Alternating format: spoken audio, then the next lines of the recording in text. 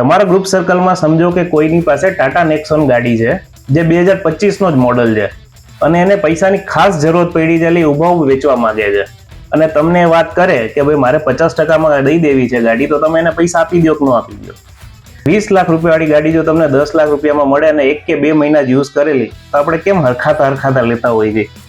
એક ગાડી જે આપણે ટાટા નેક્સોન લેવાની વિચારીએ છીએ એ આપણે કેટલા વર્ષ ચલાવશું? 5 વર્ષ, 7 વર્ષ, 10 વર્ષ તો એને ચલાવવાના જ છીએ. તો એનો મિનિંગ એ છે કે તમને ટાટા મોટર્સ ઉપર ભરોસો છે કે 10 વર્ષ સુધી એની ગાડી તો ચાલશે અને એની સર્વિસ બી મને મળતી રહેશે.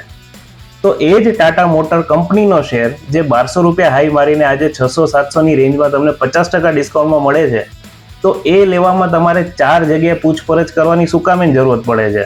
ટાટા નેક્સોન 50%માં સારું છે તો ટાટા મોટર 110% સારું છે. આ રીતે શેર બજારને જોવો, આ રીતે શેર બજાર વિશે વિચારો, અને જો એમાં તમને ક્યાંય પ્રોબ્લેમ હોય, ડાઉટ હોય તો ડેફિનેટલી મારો સંપર્ક કરો.